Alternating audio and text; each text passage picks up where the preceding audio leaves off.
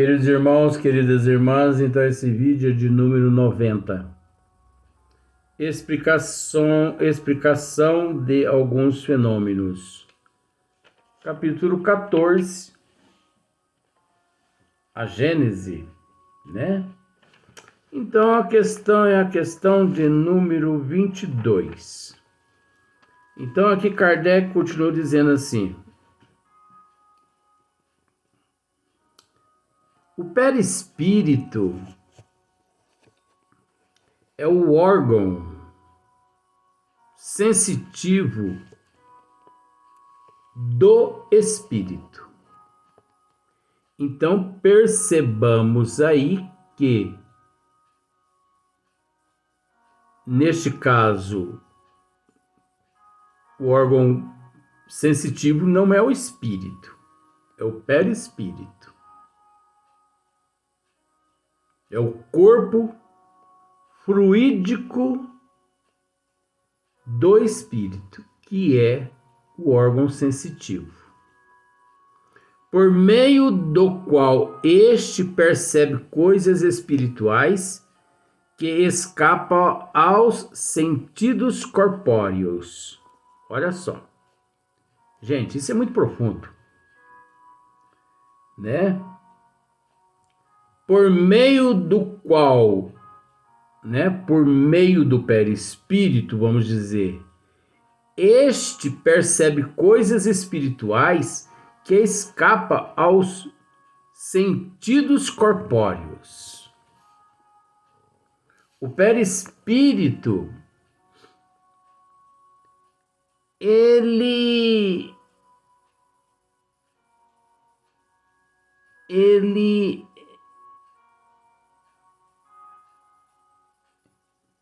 como que eu digo? Bom, vamos pensar da seguinte forma. O perispírito, ele participa de elementos, de matérias, de fluidos, de energias. O perispírito, ele encontra-se em contato com um número inimaginável, de acordo com a evolução do espírito também, né? Ele encontra-se em contato com um número inimaginável de propriedades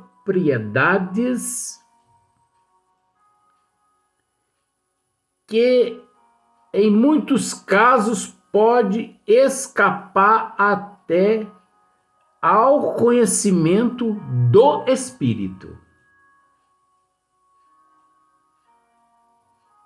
Pode escapar. Por que que pode escapar?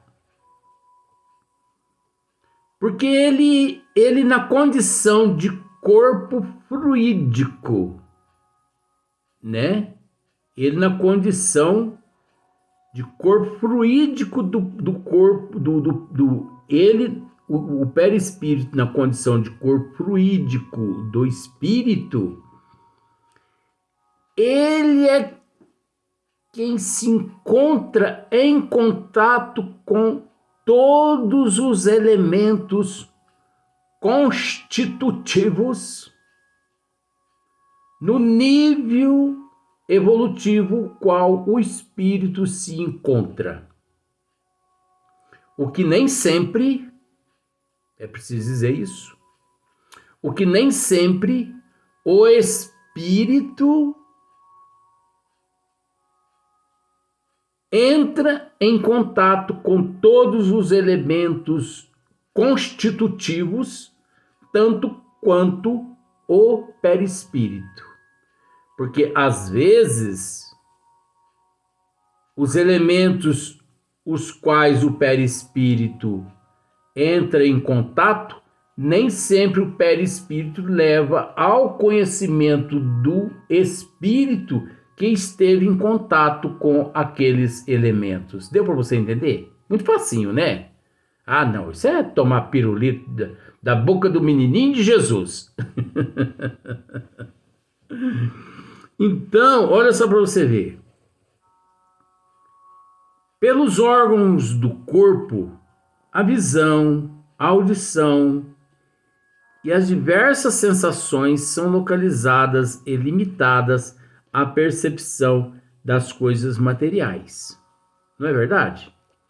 Pelos órgãos do corpo físico, a visão, a audição e as diversas sensações são localizadas e limitadas à percepção das coisas materiais. Porque você sabe que a nossa audição é limitada, a visão é limitada, nosso olfato é limitado, né? A contar-se que uma águia enxerga 20, 30, 40, 50 vezes mais que nós.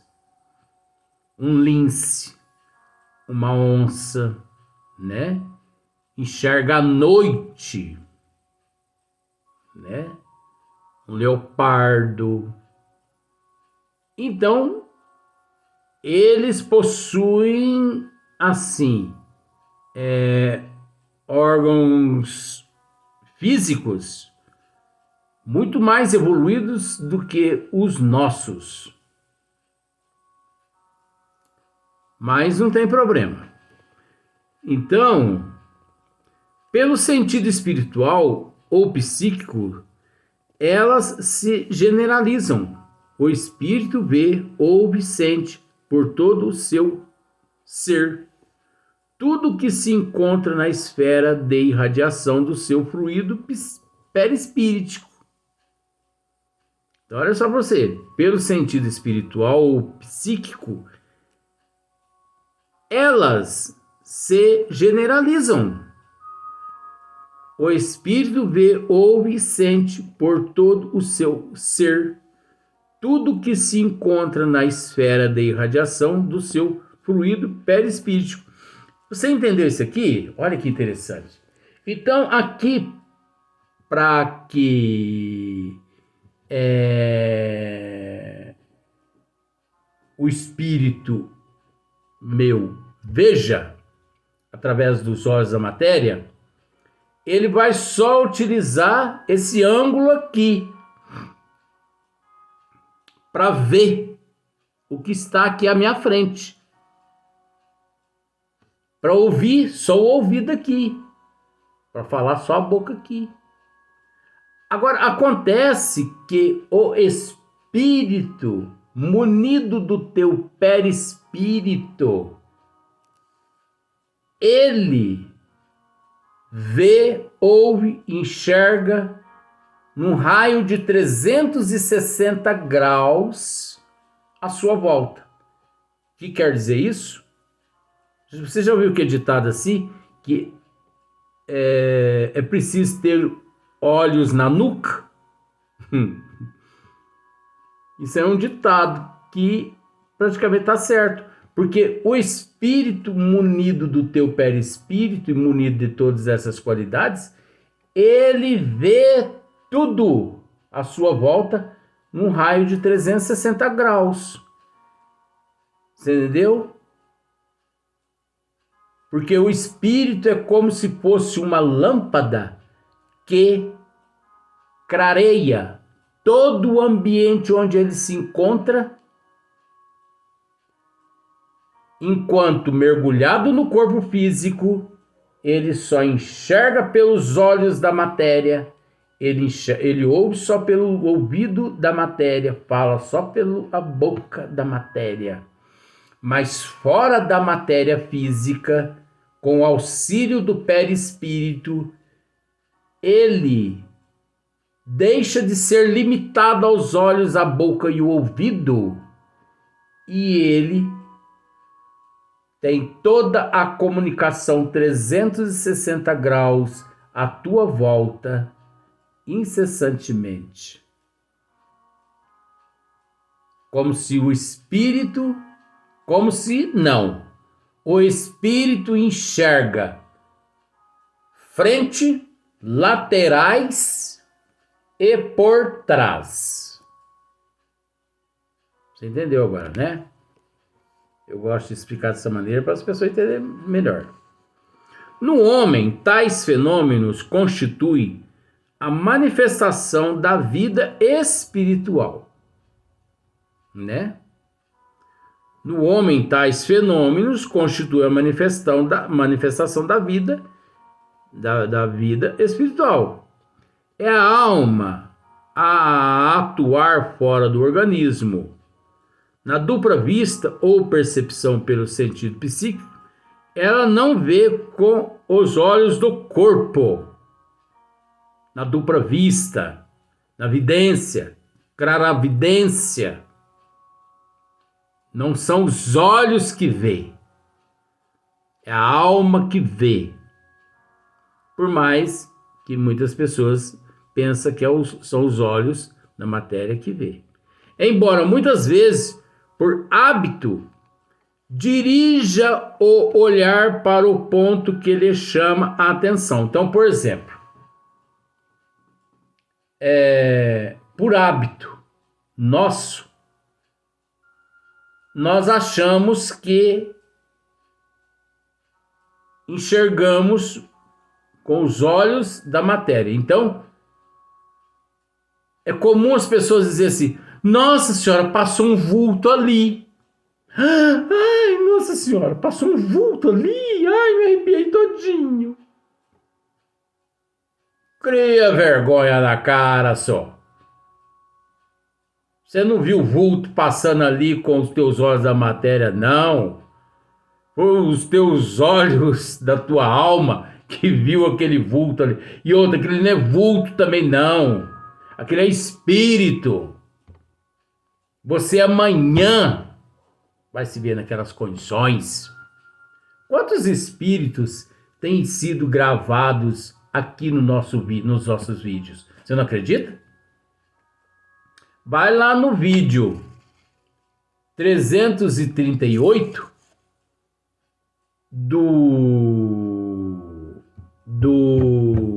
e assista do número 1 até o número 2:50 mais ou menos minuto, do minuto 1 ao minuto 2:50. Você vai ver vó Leontina passando aqui à minha frente. E tem um outro vídeo de número 31. Tem vários espíritos que passam aqui à frente do meu rosto. Agora, isso acontece devido a eu ser médium de efeito físico.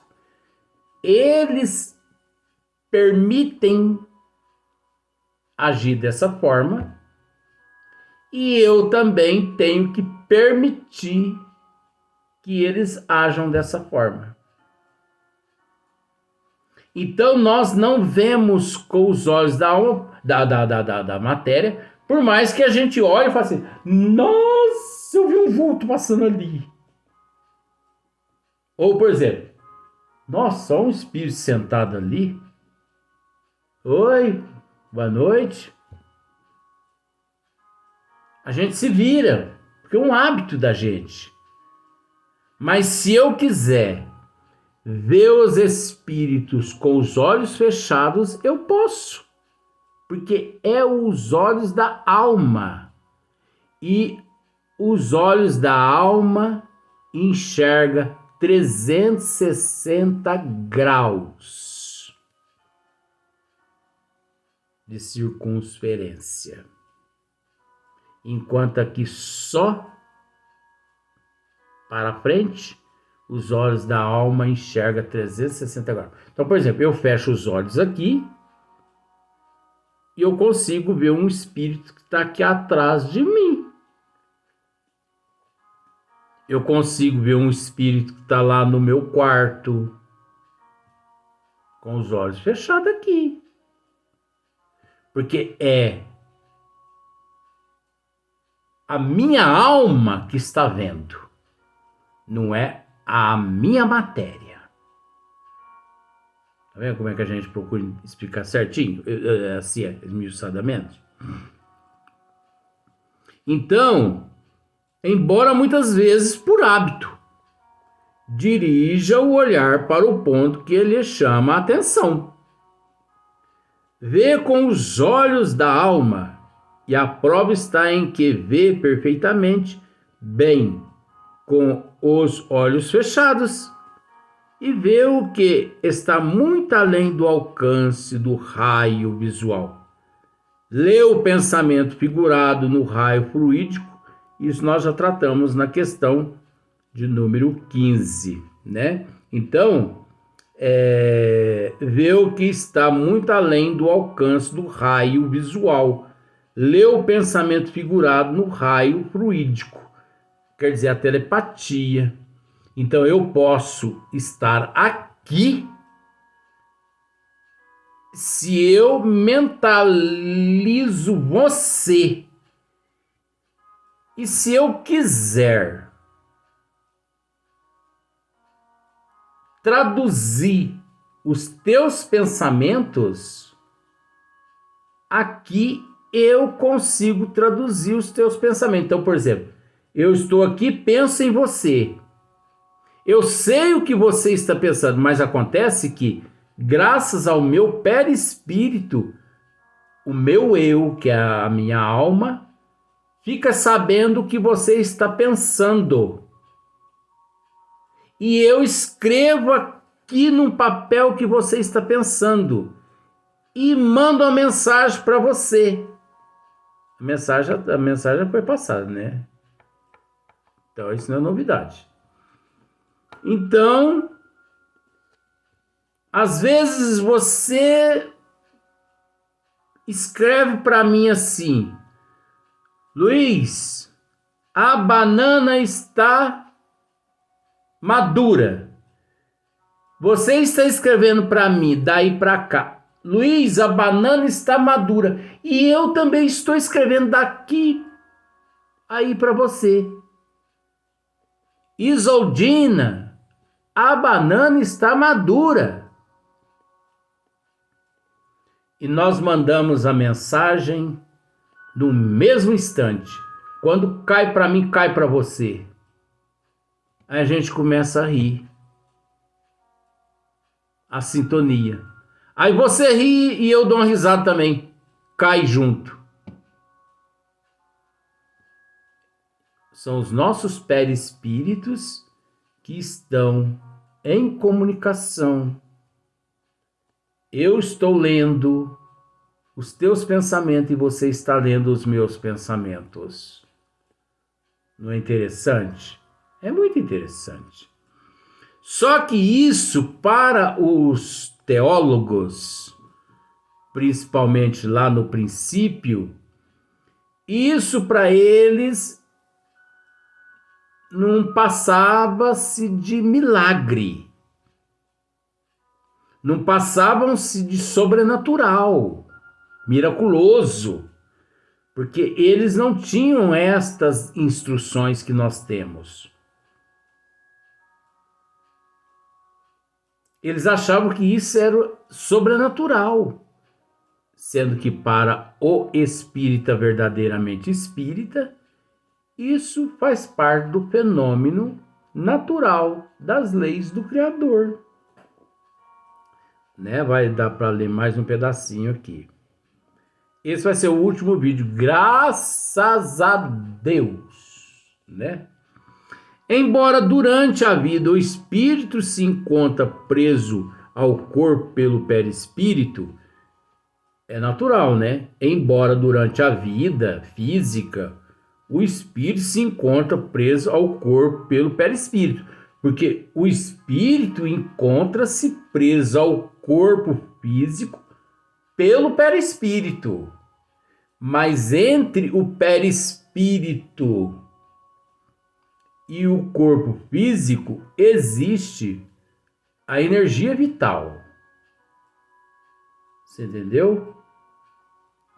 Não se lhe acha tão escravizado, né? Mesmo embora durante a vida o espírito se encontre preso ao corpo pelo perispírito, não se lhe acha tão escravizado. O espírito não se acha tão escravizado ali ao corpo. E mesmo pelo fato de se encontrar preso ao perispírito, que não possa alongar a cadeia que o prende e transportar-se a um ponto distante, quer sobre a terra, quer do espaço, repugna ao espírito estar ligado ao corpo, porque a sua vida formal é a de liberdade e a vida corporal é a do servo preso à greva. O que quer dizer isso aqui? Isso é relativo, porque nem todos os espíritos conseguem essa elasticidade. O espírito mais evoluído, né, do nível de Chico Xavier, Divaldo, Carlos Bacelli, Leon Denis, Hipólito Leon Denis de Ivail, Francisco de Assis, esses sim. Então, eles sabem que eles encontram-se presos à matéria. Espírito preso à matéria pelo perispírito. O perispírito os prende à matéria, mas ao mesmo tempo eles sabem que não é pelo fato de se encontrarem presos à matéria pelo perispírito que eles ali se veem na condição de escravos, presos. Não. Aquilo ali é fictício, é parcial. Porque dependendo da evolução do espírito, eles promovem um fato que se chama elasticidade perispiritual. Então eles podem ir a outro planeta, eles podem ir a outra dimensão, eles podem ir às colônias espirituais. Nós vimos isso no livro de Francisco de Assis, antes dele nascer corpo físico, uma vez que ele já se encontrava na concepção ligado ao útero de sua mamãe, né? Então, mas só que não são todos espíritos que podem, durante a gestação e também durante a estadia aqui na matéria física, realizar isso, agir dessa forma devido à não evolução. Ele, por conseguinte, se sente feliz em deixar o corpo, como o pássaro em se encontrar fora da gaiola, né? Então, quando o corpo adormece, o espírito se desprende graças à elasticidade do perispírito, juntamente ao fluido vital. Então, aquele espírito, ele se sente feliz em deixar o corpo, como o pássaro em se encontrar fora da gaiola. Porque imagine um pássaro que nasceu na mata e que depois de um ano lá na mata você vai e prende ele numa gaiola. Depois de 10 anos você solta ele. Que alegria, né? Ele volta lá pro meio da mata, cantando de alegria, reencontra os teus amigos.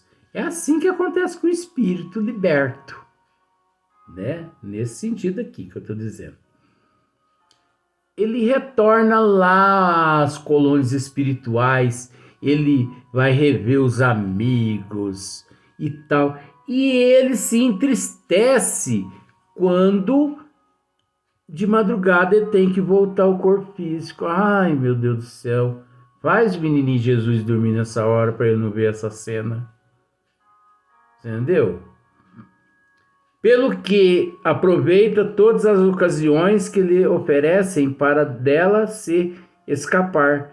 De todos os instantes em que a sua presença não é necessária, a vida de relação tem-se então o fenômeno a que se dá o nome de emancipação da alma. Nós vamos tratar desse assunto no próximo vídeo, no próximo dia, né? Porque esse nome aqui, esse termo emancipação da alma, isso aqui dá uns 3 vídeos. Então vamos deixar para o próximo vídeo.